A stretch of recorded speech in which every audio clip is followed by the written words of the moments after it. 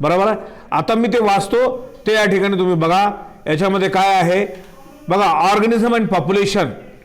का म्हणतो या ठिकाणी, कॅन यू रिकॉल, तुम्ही थोडंसं आठवणीत आनाल का? पुराना ध्यान में आएंगे क्या? 10वीं पास अगर हो गए हैं तो 10वीं का साइंस कुछ ध्यान में आता है क्या? आता है ना? क्या देख के लिखे वाला याद आता है ना? तो पढ़ाई करे वाला तो याद आता है कि नहीं? चला आता बघा, what is an ecosystem. Ecosystem कशाला म्हणतात त्यांनी ते विचारलं त्या ठिकाणी. नंबर दुसरा, what are the abiotic and biotic component in an ecosystem. काय म्हणतो या ठिकाणी, या संपूर्ण इकोसिस्टम मधलं काय, इकोसिस्टम मधलं त्या ठिकाणी काय आहे, जैविक आणि अजैविक घटक एकमेकांना पूरक आहे त्या ठिकाणी. ते लक्षात आलं का म्हणतो? सांगा बरं, जैविक घटक कोण सांगतील आणि अजैविक घटक या कॉम्पोनंट मधलं या ठिकाणी संपूर्ण विश्वातलं सांगा, कोण सांगतील? बोलो, कोण बोलेंगे? माऊली सांग रे.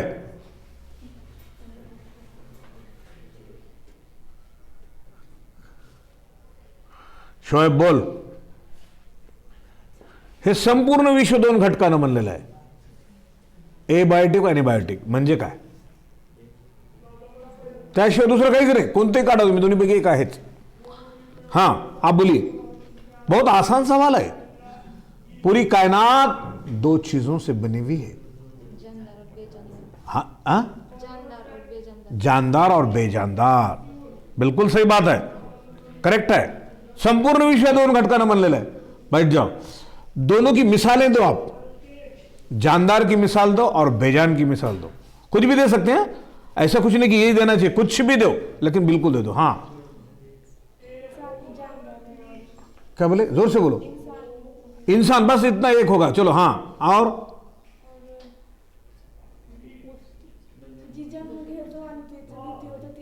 नहीं नहीं, बेजान की मिसाल दो ना. पानी है, हवा है, सूरज है, धूप है, रोशनी है, बराबर है. मिट्टी है, पत्थर है, बराबर है. पहाड़ है, झाड़ नहीं है. झाड़ जानदार में आता है, बराबर. बैठ जाओ. ह्या गोष्टी लक्षात घ्या. आता बघा, संपूर्ण विश्व हे एक पूर्णपणे एक इकोसिस्टम होऊ शकते. विश्व म्हणतो, विश्व, संपूर्ण विश्व हे बायोफोर आहे. बायोफोर म्हणजे सजीव आणि निर्जीवचा घटक मुख्य त्या ठिकाणी. आणि संपूर्ण विश्वामध्ये काय आहेत? ग्रह आहेत, उपग्रह आहेत, पृथ्वीसारखे असे खूप ग्रह आहेत. काहीवर सजीव सृष्टी आहे, काहीवर नाही. आता आपण या ठिकाणी इथं पुरावा आहे, तुम्ही आम्ही पुरावे आहोत. या पृथ्वी तलावर काय आहे? सजीव सृष्टीचे पुरावे आहोत. दुसऱ्या ग्रहावरचं अजून काही माहीत नाही. लक्षात आलं? चंद्रावरचं अजून काही माहीत नाही. मंगळावरचा अभ्यास चालू आहे. 100% अजून गॅरंटी देता येत नाही आपल्याला, बरोबर आहे. आणखीन दुसऱ्या ग्रहावर काही असू शकेल ही काय आपल्याला काय माहिती, आपण काही बघितलंच नाही. आपली क्षमता तिथपर्यंत जाऊ शकत नाही. जिथपर्यंत गेलेली आहे तिथपर्यंत आपलं त्या ठिकाणी काय संशोधन झालेलं आहे. मात्र आणखीन पुढे कसं सृष्टी पृथ्वी तलावासारखी दुसऱ्या ग्रहावर आहे की नाही काही सांगता येत नाही. कारण या पृथ्वीची निर्मिती 500 कोटी वर्षापूर्वीची आहे, बरोबर आहे.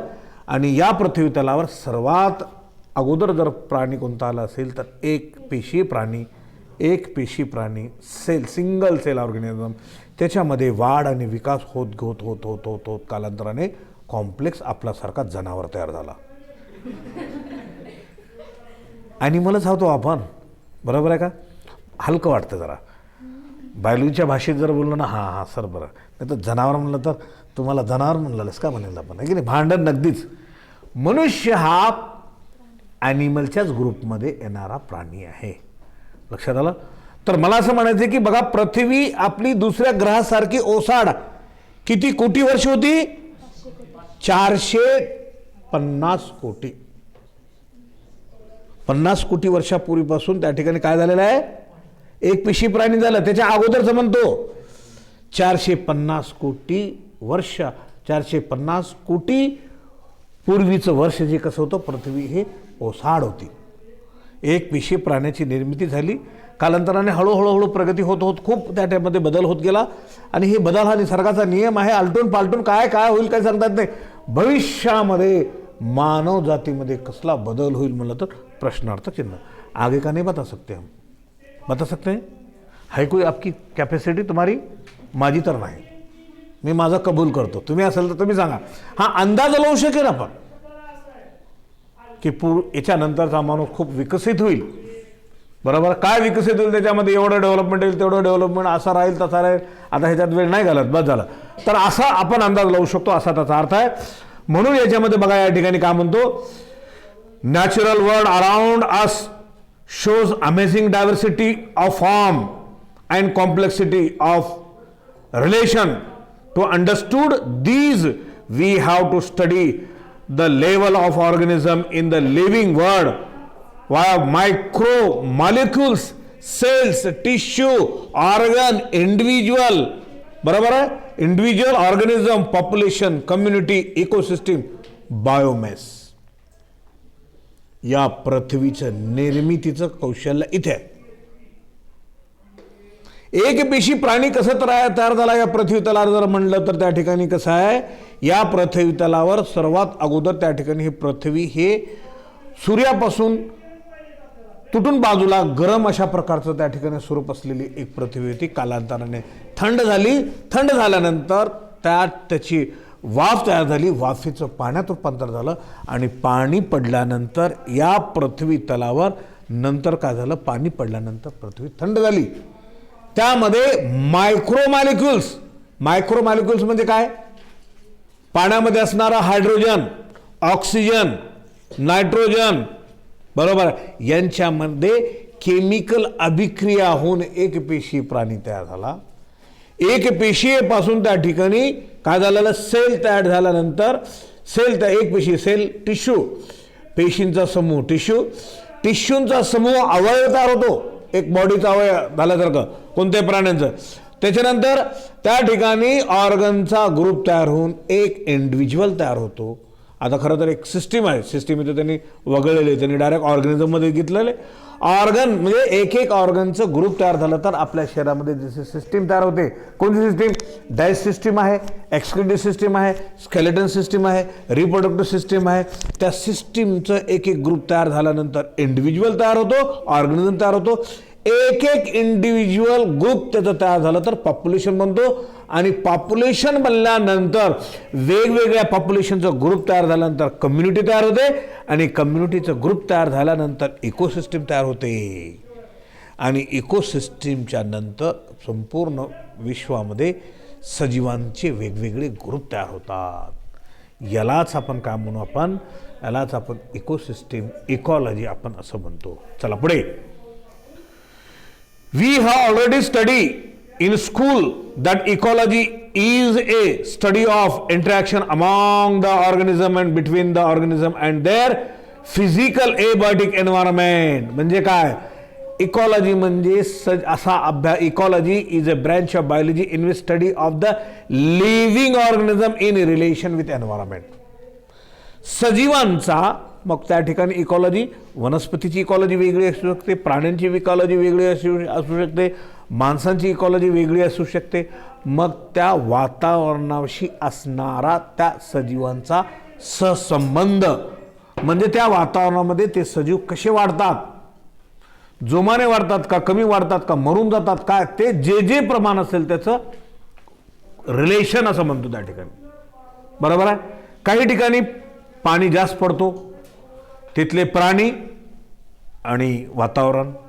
काही ठिकाणी पाणी नाही पडता, काही बर्फ पडतो. त्या ठिकाणी त्या बर्फमय भागामध्ये राहणारे प्राणी आणि वनस्पती त्यांचा तो वातावरणाशी एकरूपता.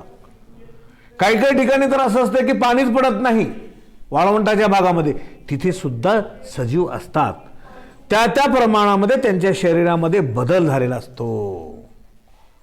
According to environment changing the change the body according to their environment. बरोबर, त्या स्वरूपामध्ये त्यांच्यात बदल झालेला असतो. तशा पद्धतीने त्या ठिकाणी आपण म्हणतो.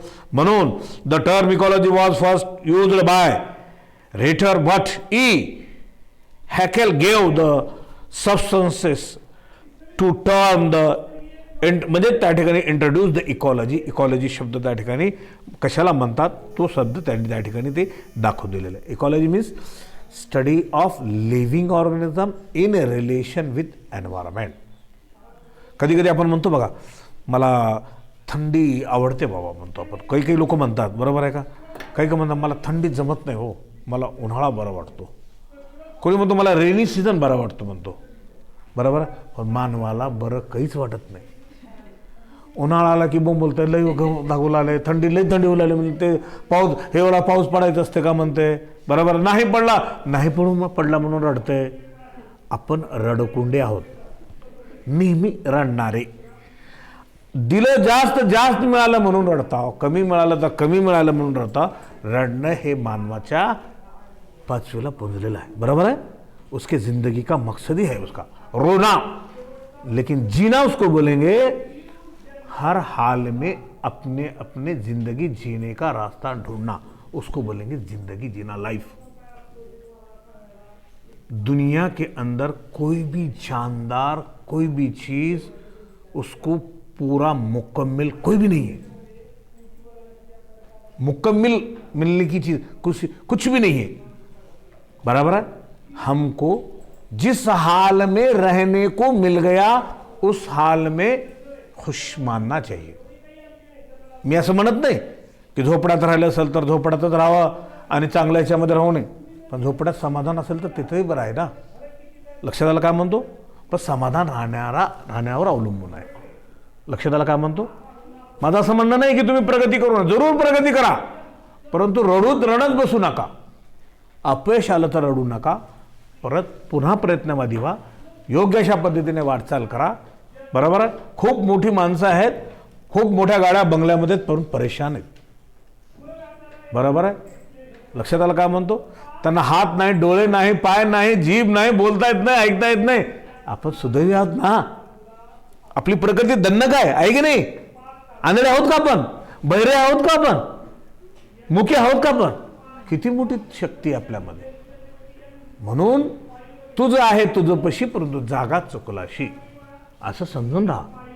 नाही तर तुम्ही म्हणताल सर हे हातपाय डोळे बद्दल बाकी काही अभ्यास करायचे नाही, काय नाही, काय करायचं आम्हाला याच्यावरच भाग होता, असं नाही. प्रयत्नवादी व्हा, चांगले व्हा, चांगलं राहण्याचा प्रयत्न करा, असा त्याचा अर्थ या ठिकाणी. चला पुढे या ठिकाणी काय म्हणतो बघा. याच्यामध्ये तुम्हाला ecology is grouping of the organism is nothing but ecological hierarchy. There are 4 sequential levels with increasing the complexity of ecological कौन सा मध्ये biological organism, for example organism, population, community and biomes, full stop. Individual organism is the basic unit of ecological hierarchy. Organism of some kinds inhabiting a geographical area constitute population. Several population of different species in a particular area constitute the community that interact with one another in several ways. Biomes consist of a large regional terrestrial unit delimited by a specific climate zone having major vegetation zone. कौन सा मध्ये plant communities and associated fauna. There are 6 major groups of terrestrial biomes which shall explore first 2 level organism and population. या paragraph मध्ये त्यांना असं सांगितलेलं आहे, सजीव सृष्टीचा संदर्भ या ठिकाणी सांगत असताना पॉप्युलेशन मध्ये या ठिकाणी तो म्हणत असताना त्या ठिकाणी असं म्हणतो या ठिकाणी पॉप्युलेशन आणि या ठिकाणी कम्युनिटी. पॉप्युलेशन आणि कम्युनिटी म्हणजे त्या ठिकाणी त्यांचा वेगवेगळ्या सजीवांशी असणारा संबंध, बरोबर आहे. आता आपण उदाहरणार्थ आपण या ठिकाणी शिराडोंचाच विचार करू, बरोबर आहे. शिराडोंमध्ये पॉप्युलेशन वेगवेगळ्या प्रकारचं पॉप्युलेशन आहे. माणसांचं पॉप्युलेशन आहे, गायींचं आहे, म्हशींचं आहे, बैलांचं आहे, कोंबड्यांचं आहे, शेळींचं आहे, बरोबर आहे, मुंग्यांचं आहे, स्नेकचं आहे, रॅटचं आहे. खूप वेगवेगळ्या प्रकारचे सजीव आहेत. मग काही त्यामध्ये आपल्याला काही फायद्याचे आहेत, काही तोट्याचे आहेत. That is a interaction. इंटरॅक्शनमध्ये त्याच्यामध्ये असणारा देवाणघेवाण, लक्षात आलं काय म्हणतो, त्याच्यामध्ये असणारा देवाणघेवाण. इंटरॅक्शन म्हणजे सगळं चांगलंच इंटरॅक्शन असतो अशातला भाग नाही. या निसर्गामध्ये काही फायद्याचे असतात, काही तोट्याचे असतात. Plus minus equal to 0. लोकसंख्या वाढत असते आपली, शिराडूंची नेहमी वाढत असते आपल्याला, बरोबर आहे. प्रत्येक गावाची लोकसंख्या वाढत येते, देशाची लोकसंख्या वाढत येते. कधी कधी एखाद्या गावामध्ये काही संकट कोसळलं तर त्या वर्षाची लोकसंख्या कमी होते. किल्लारीमध्ये 1993 भूकंप झाला होता, बरोबर आहे. प्रत्येक वर्षी लोकसंख्या वाढली, पण त्या वर्षी काय झालेलं आहे, कमी झाली, ऱ्हास झालं त्या ठिकाणी, बरोबर आहे. किंवा एखादी रोगराई पसरली, रोगराईमुळे त्या ठिकाणी, आता कोरोनामुळे समजा एखाद्या भागामध्ये त्या ठिकाणी लोकसंख्या नेहमी वाढणारी कमी होऊ शकते त्या ठिकाणी, बरोबर आहे. किंवा पूर आला, पुरामुळे त्या ठिकाणी वाहून गेलं, नुकसान होतं त्या ठिकाणी, प्राणहानी होऊ शकते, मनुष्यहानी होऊ शकते. हे इकॉलॉजिकली इंटरॅक्शन कमी जास्त प्रमाणामध्ये होतो असा त्याचा अर्थ त्याचा. ऑर्गॅनिझम अँड एन्व्हायरमेंट अराउंड, सजीव आणि आपल्या सभोवतालचं वातावरण, त्याच्यावर सगळं अवलंबून आहे, बरोबर आहे. त्याच्यामध्ये बघा, ecology at the level of the organism is basically study of animal or plant physiology which help to us understand how the organism are adapted in their environment, not only for their survival but also for the propagation, multiplication. या वातावरणामध्ये वाढत असणारे सजीव फक्त त्यांचं वाढच होतो अशातला भाग नाही, ते कसे जगतात, त्यांचं मल्टिफिकेशन कसं होतं, ते वातावरण त्यांच्याशी पोषक आहे का नाही, ते वाढीसाठी योग्य आहे का नाही, त्यांचं मल्टिफिकेशन, त्यालाच इंग्रजीमध्ये म्हणतो, त्या ठिकाणी म्हणतो जगण्यासाठी प्रोपोगेशन, वाढणे त्यांचं किंवा त्यांचं मल्टिफिकेशन. इथे एक या ठिकाणी दिलेलं बघा, डायग्राम किंवा distribution of major biomes with respect to annual temperature and precipitation. बघा या ठिकाणी दिलेलं, त्या ठिकाणी इथे एका साईडला मीन ॲन्युअल प्रेसिपिटेशन रेनफॉल सेंटीमीटरमध्ये दिलेलं आहे आणि मीन ॲन्युअल टेम्परेचर किती आहे या ठिकाणी दिलेलं आहे आणि याच्यामध्ये प्रमाणात दिलेलं आहे. बघा, डेझर्ट असं म्हणलेलं आहे, डेझर्ट म्हणजे वाळवंट, ग्रासलँड गवताळ प्रदेश, ट्रॉपिकल फॉरेस्ट, ट्रॉपिकल म्हणजे जमिनीचा पृष्ठभाग असलेला, टेम्परेट फॉरेस्ट, टेम्परेट म्हणजे त्या ठिकाणी असणारी जमीन जी आहे, आणि त्याच्यामध्ये असणारं कॉनिफेरस फॉरेस्ट, कॉनिफेरस म्हणजे शंकू आकाराचं जंगल, बरोबर आहे. आणि त्याच्यानंतर आर्कटिक अँड एप्लायन टुंड्रा म्हणजे ध्रुवाजवळील थंड प्रदेश. पृथ्वीचे 2 ध्रुव आहेत, टोक ज्याला आपण म्हणतो, तिथे नुसता त्या ठिकाणी बर्फ आहे, प्राणी नाही, वनस्पती नाही, त्या भागामध्ये कोणीच नाही. लक्षात आलं का म्हणतो. कधी कधी असं म्हटलं जातं की पृथ्वी जर हीट होऊ लागली, ग्लोबल वॉर्मिंग व्हायला लागलं, तर पृथ्वीच्या टोकाला असलेला बर्फाचा प्रदेश जर तो वितळायला लागला तर उन्हाळ्यामध्ये सुद्धा नद्यांना पूर येईल आणि नद्यांचं पाणी वाढल्यानंतर समुद्राची पातळी पाण्याने भरून जाईल आणि समुद्रकाठचे असणारे जे शहरं असतील किंवा देश असतील पाण्याखाली बुडतील. भविष्यामध्ये अशी भीती जॉग्राफिकल शास्त्रज्ञांनी दर्शवलेली आहे, नाकारता येत नाही. कधी काय होईल काही सांगता येत नाही. लक्षात आला काय म्हणतो. म्हणून ग्लोबल वॉर्मिंगचा हा जो मुद्दा आहे खूपच महत्त्वाचा गाजतो आहे. पृथ्वी हे गरम होते, बरोबर आहे, वेगवेगळे इंधनं वापरून, ऊर्जा वापरून त्या ठिकाणी, आणि त्याच्यामुळं ध्रुव टोकाचं बर्फ वितळतं आणि वितळल्यानंतर त्या ठिकाणी समुद्राची पातळी वाढेल आणि समुद्राच्या साईडला असणारे जे राष्ट्र असतील, शहर म्हणत नाही मी, शहर तर पाण्याखाली येतील, छोटे छोटे राष्ट्र असतील, समजा आपल्या देशामध्ये ते अरबी समुद्राची पातळी वाढली आणि पूर्ण मुंबई पाण्यामध्ये आलं, कसं करतील तुम्ही? मुंबईचे लोक इकडे येतील, बरोबर आहे का? इथं कुठं जागा आहे, तुम्ही कुठं देणार आहात? तुम्ही इथभर जागा देत नाही, कोणी पाहुणे रावडे आले तर पळवून लावता अगोदर, जावा आमचे रिकामे. कोरोना झालं तर कसं करत होतं माहिती आहे का? पुण्या मुंबईचे पाहुणे जर आले तर येऊ नका आमच्या घरात, दार अगोदर लावून घेते, बरोबर आहे? तर मुद्दा असं म्हणायची की कारण कोणीही आपलं स्वतःचं बघतंय, अशी वेळ जर आली तर खूप मोठी समस्या निर्माण होते, असा त्याचा अर्थ. त्याच्यानंतर खाली बघा, या ठिकाणी ही तर ग्राफिकल रिप्रेझेंटेशनच्या माध्यमातून दाखवलेलं आहे. You have study in earlier classes, तुम्ही अगोदरच्या क्लासेसमध्ये बघितलेलं आहे, about the rotation of the earth around the sun, the tilt of its axis causes the season. These seasons with annual variation in precipitation in the form of rain, snow, बरोबर, पाऊस आणि बर्फवृष्टी झाल्यानंतर तर तसं त्यानं सांगितलेलं आहे, असा त्याचा अर्थ या ठिकाणी gives rise to formation of major biomes of the earth like desert, rain forest, grassland, tundra प्रदेश, जे की प्रदेशांची भागांची नावं त्यांनी सांगितलेली, तशा प्रकारचं त्या ठिकाणी ते होतं असं म्हणून सांगितलेलं आहे. Regional and local variation within each biomes lead to formation of a variety of habitat.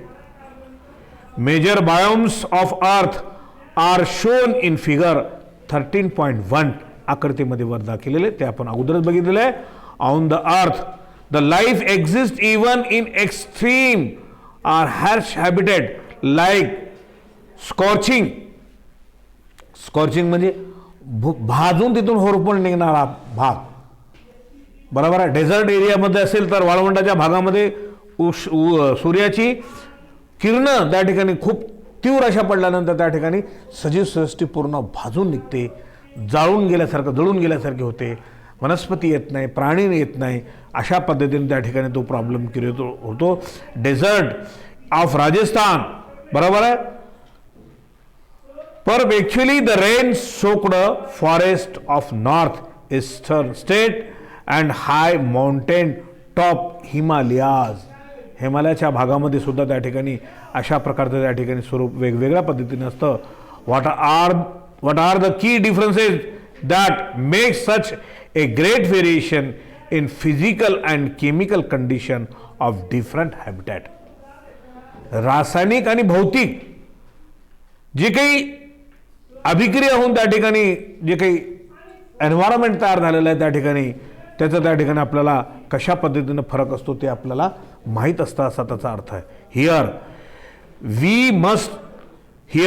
We must remember that it is not only the physicochemical, म्हणजे त्याला एबायोटिक आपण कॉम्पोनंट्स असं आपण म्हणतो, that make up the habitat of an organism, but habitat also include a biotic components like. हॅबिटेटमध्ये त्या ठिकाणी Biotique component त्या ठिकाणी असतात. ते कोणते? प्लांट्स आहेत, पॅथोजन्स आहेत, पॅरासाइट्स आहेत, प्रिडेटर्स ऑफ द ऑर्गॅनिझम आहे, अशा प्रकारचे खूप सजीव त्याच्यामध्ये असतात.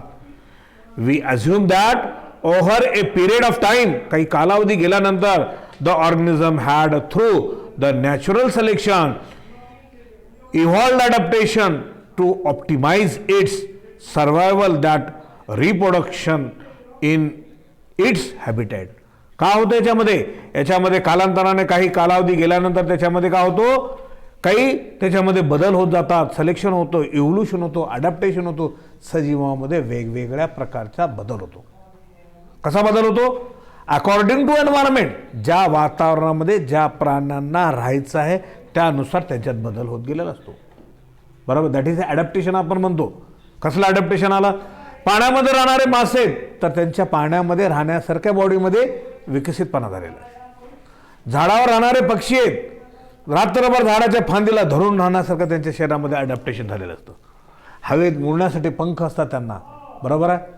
आपल्याला जमिनीवर चालता येतं म्हणून 2 पायावरचं आपल्याला अडॅप्टेशन आहे. हातांचं चालण्यासाठी आपण उपयोगात आणत नाही, हातातून धरण्यासाठी उपयोग होतो म्हणून त्या पद्धतीने बदल होत गेलेला असतो. ज्या जनावरांना त्या ठिकाणी तोंडाने त्यांना अन्न खाता येतो, गवत वगैरे काही खाता येतो, तर त्यांना त्या ठिकाणी गवत तोंडानं खाता येत असेल म्हणून समोरचे हात पायात रूपांतर झालेले असतात. हे निसर्गाचा बदल अकॉर्डिंग टू एन्व्हायरमेंट. आणि अकॉर्डिंग टू एन्व्हायरमेंट या शब्दाचा अर्थ काय? जशी परिस्थिती आहे त्या परिस्थितीनुसार त्या ऑर्गॅनिझममध्ये बदल होत जातो, असा त्याचा अर्थ आहे. लक्षात आलं? यापूर्वीसुद्धा तुम्हाला सांगितलं होतं मी, बरोबर आहे? आपल्यामध्ये सुद्धा खूप बदल होत गेलेले आहेत. माणसांचे पूर्वज माकडांना आपण म्हणतो, माकडांना शेपूट होती, आपल्याला आज शेपूट नाही, कारण शेपटाची आपल्याला गरज नाही, मात्र ती जागा शिल्लक आहे. लक्षात आलं काय म्हणतो? कॉडल रिजन, माकड हाड जे आपण म्हणतो आपल्याला आहेत, बरोबर आहे? ते का दर्शवते? तर आपण माकड आपले पूर्वज आहेत, माकडांना शेपूट आहे, आपल्याला नाही, कारण कालांतराने आपल्याला त्याची गरज पडली नाही. त्याच्यामुळं यूज आणि डिसयूज थेअरीचा उपयोग होऊन जे जे यूजमध्ये आणलं जातं ते विकसित होतो, जे उपयोगात आणलं जात नाही निसर्ग त्याला हळूहळू डिसऑबलिश करतो. लक्षात आलं काय म्हणतो? म्हणून आपल्याला शेपूट नाही. जर राहिली असती तर चुंबळ घालून आपण सगळे इथे बसले असतो, असा त्याचा अर्थ आहे. आपल्याला काहीच वाटलं नसतं. का वाटलं नसतं? ते आहे, त्याचं काही आपल्याला करता येत नाही. लक्षात आलं? पण निसर्गानं काय केलेलं, आता आपल्यात तो बदल केलेला आहे, म्हणून ती जागा शिल्लक आहे. हे 11वीमध्ये तुम्हाला माकड हाड शिकवत असताना मी तिथं सांगितलेलं होतं. ओके, चला पुढे. त्याच्यानंतर आता बघा, डू यू नो, तुम्हाला हे माहित आहे का असं म्हणतं त्या ठिकाणी? काय म्हणतं या ठिकाणी? तुम्हाला ते माहित आहे का असं म्हणतं या ठिकाणी? काय? इथॉलॉजी काय? नैसर्गिक परिसरातील प्राण्यांच्या वर्तनाचा अभ्यास करणारं शास्त्र. बेल झाली तरी आपल्याला जायचं नाही, थोडा वेळ घेऊन आपण जायचं. इथॉलॉजी लक्षात आलं काय म्हणतो? नैसर्गिक पद्धतीने मध्ये जंगलामध्ये वर्तन कसं करतात ते प्राण्यांचं आपल्याला जंगलामध्ये कॅमेरे लावून आपल्याला अभ्यास करता येतं. कळाला मुद्दा तुम्हाला? नैसर्गिक पद्धतीने त्यांच्या वर्तनात कसा बदल होतो त्याला म्हणून काय? नैसर्गिक परिसरातील प्राण्यांच्या वर्तनाचा अभ्यास करणारं शास्त्र म्हणजे इथॉलॉजी. बघा इथं काय म्हणतो या ठिकाणी, तो शब्दाचा अर्थ या ठिकाणी बघा काय म्हणतो त्या ठिकाणी. The term was coined by Hillary in 1854, 1854 मध्ये दाखवलं, but was popularised by W.M. Wheeler in 1902. अगोदर 1954 मध्ये दाखवून दिलेलं शास्त्रज्ञ, मात्र तो शब्द हा प्रचलित झाला 1902 मध्ये. The term denote speak for the study of behaviour of animal in relation with their environment. प्राण्यांचं, सजीवांचं बिहेवियर कसं असतं, त्यांचा स्वभाव गुणधर्म एन्व्हायरमेंटशी. लक्षात आलं काय म्हणतो? वनस्पतीचं सुद्धा बिहेवियर आपल्याला बघता येतं. पाणी पडलं तर वनस्पती त्यांचं बिहेवियर कसं होतं? प्रफुल्लित दिसतात, टवटवीत दिसतात. That is a behaviour. पाणी जर पडला नाही तर वनस्पती अंकुंचन पावतात, श्रिंक होतात, जळून जातात. ते आपल्याला बिहेवियर सांगता येतं. वनस्पती, झाडे वाळून गेलेली आहेत, वेली करपून गेलेले आहेत, बरोबर आपण असं या ठिकाणी म्हणू शकतो. तो स्वभाव त्यांचा झाला, असा त्याचा अर्थ आहे. त्याच्यानंतर आता पुढे बघा या ठिकाणी ecology. The term was introduced by E Haeckel in 1865 for the relation of animal and plant with their surrounding. Ecology म्हणजे काय? सराउंडिंग म्हणजे सभोवतालचं आलं, वनस्पती आणि प्राणी त्यांचं सभोवतालचं वातावरण कसं आहे त्या ठिकाणी, त्याच्यानुसार त्या ठिकाणी त्यांच्यामध्ये या ठिकाणी लक्षात येणे. त्याच्यानंतर बायोनॉमिक्स म्हणजे काय? जीवन कसे जगतात याचा अभ्यास करणारं शास्त्र. बरोबर आहे? जंगली प्राण्यांना तुम्ही शहरात आणा, तुमच्या घरात आणा, ते जगू शकणार नाही. लहानपणी मी शेतामध्ये गेल्यानंतर शेतातले ते काही प्राणी मला थोडं आवडले की ते घरी आणायचं. काही पक्षी म्हणा, काही म्हणा, परंतु आपल्याला त्यांना खायला एवढं द्यायचं, आपण जेवढं खायचं नाही तेवढा देत होतो, पण ते खात नव्हते. का? त्यांना नैसर्गिक जीवन पाहिजे. बरोबर आहे? तुम्ही दिलेलं डुप्लिकेट जीवन आहे. त्या वातावरणामध्ये फ्लरिश राहिलेले आहेत त्यांनी, बरोबर, आनंदी राहिलेले आहेत, आणि इथं तुमच्यात बंदिस्त आहेत. लक्षात आलं? आणि तुम्हाला घरी इथं बंदिस्त ठेवलेलं, तुम्हाला जंगलात सोडा, आता कसं करा, काय वेळ आली आमच्यावर, आम्ही काय पाप केला होता, आता वाघ खाऊन घेते आम्हाला, हिंस्र प्राणी खाऊन, ही भीती वाटते. लक्षात आलं? म्हणून प्रत्येकाची जागा त्या ठिकाणी सारखी आहे. चला पुढे. एन्व्हायरमेंटल बायोलॉजी, त्याला मॉडर्न इकॉलॉजी आपण म्हणतो. The term was coined in 20th century. G.L.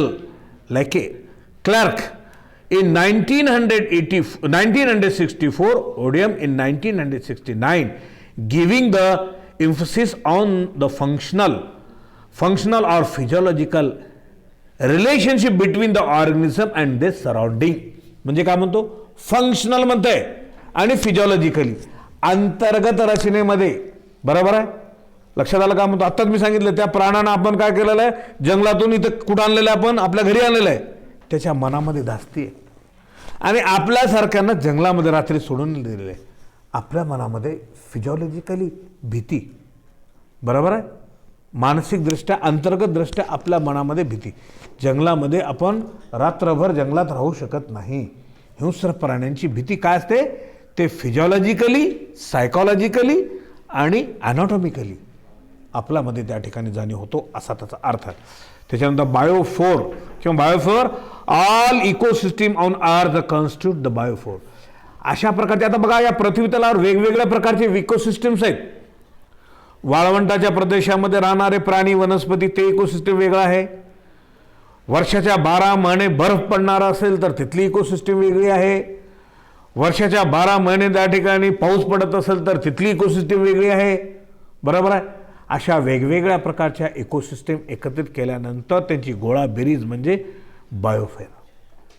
बरोबर आहे? पृथ्वीचं संपूर्ण आपण त्या ठिकाणी बायोफोर आपण असं म्हणू शकतो, असा त्याचा अर्थ. त्याच्यानंतर या ठिकाणी बघा, पुढे या ठिकाणी आहे हॅबिटॅट अँड निक. हॅबिटॅट म्हणजे काय? आढळणे. निक म्हणजे काय? जिथे राहतात ती जागा. लक्षात आलं का म्हणतो? बरोबर आहे? काही प्राण्यांना, वनस्पतींना सर्दी आवडते म्हणून ते थंडीच्या आता मी तुम्हाला सांगितलं, आपलं काय म्हणू, ॲपल थंडीच्या बर्फमय प्रदेशामध्ये त्या ठिकाणी येणार आहे. आपण लावलं तर येत नाही अशातला भाग नाही, येतोय, मात्र उत्पन्न मिळत नाही म्हणून आपण लावत नाही. प्रत्येक प्राण्याला, प्रत्येक वनस्पतीला त्याचं वातावरण वेगळं लागतं. त्या वातावरणामध्ये फ्लरिश वाढतात. लक्षात आलं का म्हणतो? ती त्यांची ती हॅबिटॅट आहे. कुठे त्यांना आढळते किंवा ते कुठं आढळतात का ती जागा त्यांना आवडते म्हणून त्या ठिकाणी. बघा, हॅबिटॅटच्या संदर्भामध्ये बघा, habitat is a place or a set of environmental condition around the organism to which it must adapt to survive and proffers full stop the term Niki. आता हॅबिटॅटचं काय? अशी जागा त्या ठिकाणी त्यांना राहण्यासाठी योग्य वाटते ती. The term niche is used to denote the functional role played by an organism in its environment. कौन सा मध्ये? जे ग्रिनेल इन 1917. कौन बंद? निके includes various aspects of life of an organism like diet, shelter, etc. निके म्हणजे याचा अर्थ त्याची जिथे राहतात त्याचं घर. मग त्या घरामध्ये त्याला त्या ठिकाणी काय? अन्न आणि शेल्टर. शेल्टर म्हणजे त्याला जशा पद्धतीचं लागतं त्या पद्धतीचं शेल्टर. लक्षात आलं? आता आपण पाण्यात शेल्टर राहू शकत नाही. बरोबर आहे? बेंडूक आहे, पाण्यात राहतो, त्याला तिथलं शेल्टर लागू उपयोगी पडेल. मासा आहे, बरं पाण्यामध्ये तर त्या ठिकाणी त्याचं शेल्टर वेगळं. अशा पद्धतीने त्या ठिकाणी ए हॅबिटॅट डिफाईन्ड. आता बघा, हॅबिटॅटचं विश्लेषण सांगितलं. Habitat define the physical space of an organism. Physical space, बाह्य बाजूचा पृष्ठभाग त्या ठिकाणी राहण्यासाठी उपयोगी असलेला with the other living or non living factor. त्याच्याबरोबर दुसरे काय? लिव्हिंग फॅक्टर आणि non living factor. Living factor म्हणजे काय? बाजूला असणारे सजीव, त्याला उपयोगी असणारे वनस्पती, प्राणी, अन्न त्याला तिथे जर मिळत असेल तर तो फ्लरिश त्या ठिकाणी जगू शकेल, वाढू शकेल. खायला त्या ठिकाणी अन्न असेल, पाणी असेल, बरोबर आहे. हे फिजिकल फॅक्टर्स आलं. आणि त्याच्यानंतर त्या ठिकाणी काय म्हणतंय? लिव्हिंग आहे. नॉन लिव्हिंगमध्ये पाणी आलं, हवा आली, शुद्ध आलं. त्याच्यानंतर आणखी दुसऱ्या काही घटक आहेत ते सगळे आले. While Nikki describes how that organism is linked with physical and biological environment. In colloquial language, habitat is a postal addresses, while Nikki is the profession of organism.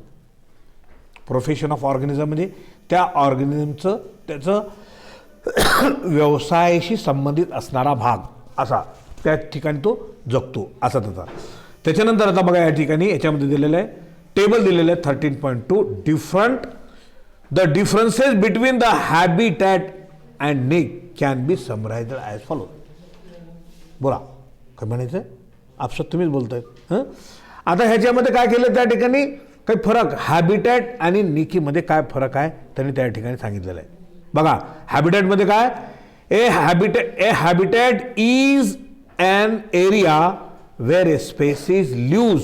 बघा असा एरिया, हे एरियाचं नाव आहे हॅबिटॅटमध्ये, बरोबर. Where a species live and interact with other factor and propers. म्हणजे काय? असं सभोवतालची जागा त्या ठिकाणी असणाऱ्या जाती प्राण्यांच्या, वनस्पतींच्या इंटरॅक्ट विथ अदर फॅक्टर, दुसऱ्या फॅक्टरशी इंटरॅक्शन होणार, देवाणघेवाण, बरोबर. आता इथं बघा निकीमध्ये या ठिकाणी a niche is a concept of and how. अरे बाबा कशाला बोललास हे मला? का बोललेस तू? काही म्हणायचं का तुला? नाही जायचं असेल तर जाऊ, नाही तर असं काही हे करू नका ते. Nikki is a concept of how an organism lives or survive in environmental condition. काय म्हणतं या ठिकाणी? इथला शब्दांचा अर्थ बघा या ठिकाणी. लिव्ह म्हणते राहणे, तिथं सभोवतालचा परिसर आला, सर्व सजीव आले त्या ठिकाणी, इथं फक्त त्या ठिकाणी राहण्याची तिची जागा आली. त्याच्यानंतर हॅबिटॅटमध्ये बघा या ठिकाणी, हॅबिटॅट कन्सिस्ट ऑफ न्यूमरस निकी. हॅबिटॅटमध्ये अनेक अशा प्रकारच्या राहणाऱ्यांच्या जागा येतील. लक्षात आलं का म्हणतो? बरोबर. आता याच आपल्या भागामध्ये काही जमिनीवर राहणारे प्राणी आहेत, काही जमिनीमध्ये छिद्र पाडून बिळामध्ये राहणारे प्राणी आहेत, बरोबर. काही मातीत राहणारे आहेत, बरोबर आहे. काही झाडावर राहणारे आहेत, बारीक बारीक किडे मकोडे सुद्धा आहेत खूप. अशांचं वेगवेगळ्यांचं घरटं वेगवेगळं असतं, असा त्याचा अर्थ. आणि niche do not contain such components.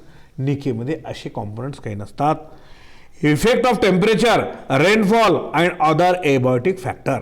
आता हॅबिटॅटमध्ये काय होतं मॅटर? का तापमान किती आहे त्याचा परिणाम असतो, रेनफॉल आणि अदर एबायोटिक फॅक्टर, दुसरे निर्जीव. एबायोटिक फॅक्टर म्हणजे दुसरे निर्जीव घटक, बरोबर.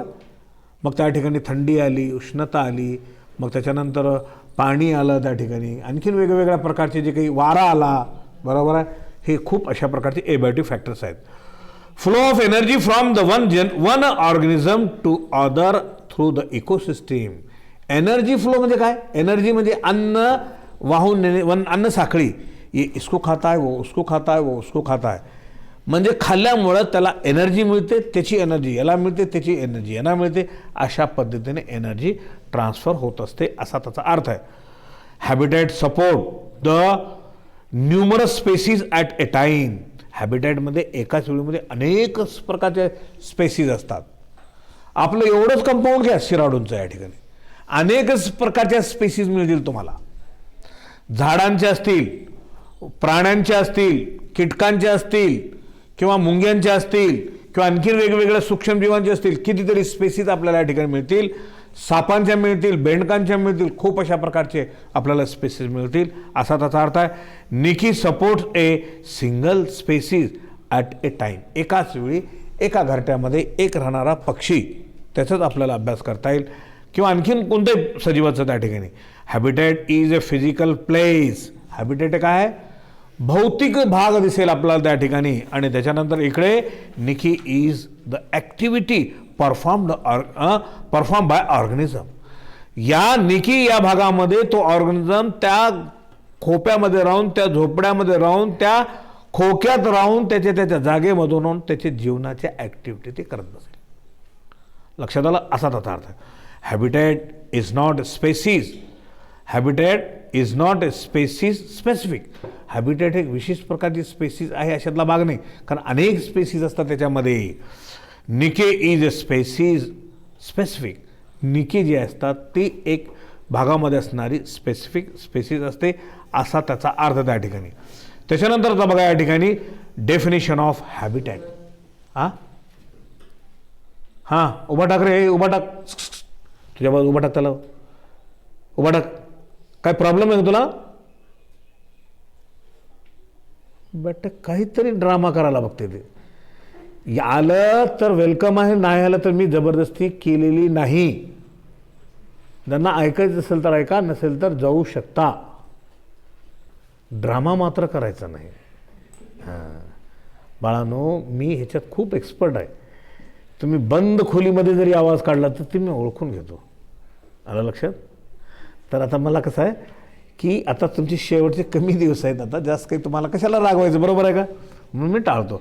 आणि येतात तुम्ही कधीतरी वर्षाच्या एकदा. आता हे चेहरे जे आहेत ना कधीतरीच आलेले आहेत. हे हे किती दिवसानंतर आले त्यांना, ते जे किती दिवसानंतर ते माऊली अडते, ते बुडतं येतं जातं येतं, आव जाव घर खाली, असं आहे आता ते. हां कितीला आहे? हां हां 1:45ला. आता किती वाजले? हां जेवण नाही, बोंबला आता. नाहीतर तुमचं जेवण फिवण कशाचं जेवण करता तुम्ही? जेवण न करताच येतो का तिथं? डबा आहे की वेळ? हां हां नाही तुम्ही जावा ना. मला काय, तुम्हाला काय मी बंधन केलं का? तुम्हाला मी सांगितलेलं ते की तुम्हाला मी जर वेळ जर दिली तर तुम्हाला एंट्रोलची सुद्धा वेळ देतो म्हणून. नाही म्हणलं तर त्या ठिकाणी पिरियड घेऊन आता लागली सोडतो ना. राहिलंच किती? काय तुम्हाला प्रॉब्लेम आहे? अभ्यासक्रम कशी कंप्लीट करायचं ते? तुम्हाला काय नाही शिकवलं तरी बरा म्हणता, सर लय चांगले हो तुम्ही. न शिकवणारे सर लय चांगले असं वाटतं. चला ओके, चला चला बघा. हॅबिटेट सोडतो, 5-10 मिनटं सोडतो, काही चिंता नाही. A place or area. बघा डेफिनेशन ऑफ हॅबिटेट आहे a place or area where a particular species lives. कशाला म्हणतात या ठिकाणी ते या ठिकाणी त्याने सांगितलेलं आहे ते असा त्या ठिकाणी त्याचा अर्थ या ठिकाणी अशी जागा त्या ठिकाणी बघा म्हटलं ते वास्तू ते is its habitat. Factor like the sunlight, average rainfall, annual temperature, types of soil present and other abiotic topographic कंसामध्ये factor affect the presence of the organism full stop. These factor help in determining the presence of the particular types of species in the environment. Ponds, river, ocean, etc. are the example of habitat, as many organisms are found in the same places or habitat. Ponds म्हणजे पाण्याचे डबके, नदी, महासागर, त्याच्यामध्ये त्यांचं प्राण्यांचं काय असतं? हॅबिटॅट असतं त्यांची आढळणारी. Okay, these habitats can be arboreal, terrestrial, aerial, aquatic, etc. आता हॅबिटॅट वेगवेगळ्या प्रकारचं असतं. झाडावर राहणारे, जमिनीवर राहणारे, हवेमध्ये राहणारे, पाण्यात राहणारे. The immediate surrounding of an organism sometimes also refer to as microhabitat is an important concept to remember when working with sedentary or weakly motile organism. weakly motile organism म्हणजे काय? त्यांना आठवड्यामध्ये त्या ठिकाणी त्यांच्यामध्ये दिसणारा वेगवेगळा परिणाम त्या हॅबिटॅटचा. त्याच्यानंतर पुढे बघा या ठिकाणी definition of niche. The term niche was first used by J. Grinnell. The term ecological Nicky is still not well understood and is sometime even misused. कधी कधी याचा उपयोग होऊन कधी कधी मिसयूज सुद्धा होतो. चुकीच्या ठिकाणी आपण जर गेलो घर म्हणून तर त्या ठिकाणी ठेके बसतात. लक्षात आलं. उदाहरणार्थ आपलं घर हे घर आहे आणि जर जंगलमध्ये आपण राहायला जर गेलो तर आपल्यासाठी धोका आहे. जंगलमधला प्राणी चुकून जर शहरात आला तर शहरातली माणसं त्याला सोडत नाहीत, म्हणून त्या ठिकाणी तो मिसयूज झाला असा त्याचा अर्थ त्या ठिकाणी. ओके. त्याच्यानंतर आता या ठिकाणी बघा, याच्यामध्ये a niche is described as a position of species in the environment like what they do for their survive. ते कसे जगतात त्या संदर्भामध्ये. How they fulfil their needs of shelter food. त्यांच्या अन्नाच्या राहण्याच्या गरजा कसे भागवतात एक्सेट्रा इत्यादी. Niche deals with the flow of energy from one organism to another and hence it is important to understood किंवा understand what an organism its. कोणता organism काय खातो त्याच्यावर अवलंबून आहे. How it interact with the other organism etcetera.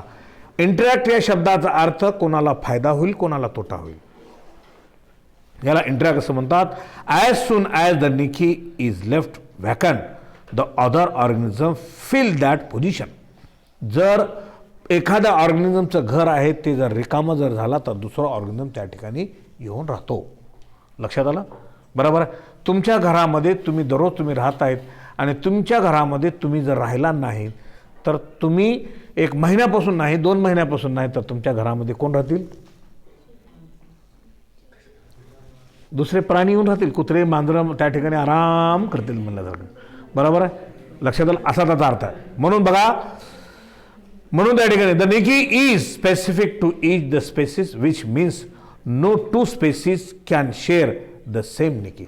2 जाती एका जागेमध्ये राहू शकत नाही. बरोबर आहे. भांडणं होतात अन्नासाठी वेगवेगळ्या गोष्टीसाठी असा त्याचा अर्थ. If the species create its own unique niche in an ecosystem, it would be helpful in the reducing competition for the resources among the species. By taking an example of a bird, it can be understood that how these birds differ in their eating habit, where some birds eat only insect, some only fruits. पक्ष्यामध्ये सुद्धा वेगवेगळ्या प्रकारचे पक्षी असतात. काही पक्षी फळं खातात, काही किडे खातात. बरोबर आहे. And some can eat the both. काही काही तर दोन्ही खातात. And anything they can across. याच्या व्यतिरिक्त आणखीन काही खाणारे असतात. So here we can conclude that these birds living in some habitat differ in their niche because of their eating habit. त्यांचं अन्न वेगवेगळं असल्यानंतर त्यांचा हॅबिटॅट वेगळा असतो असा त्याचा अर्थ. इथे आपण स्टॉप करूया. त्याचे टाईप्स वगैरे जे आहेत तर ते नंतरच्या तासिकेमध्ये आपण पाहूया. ओके.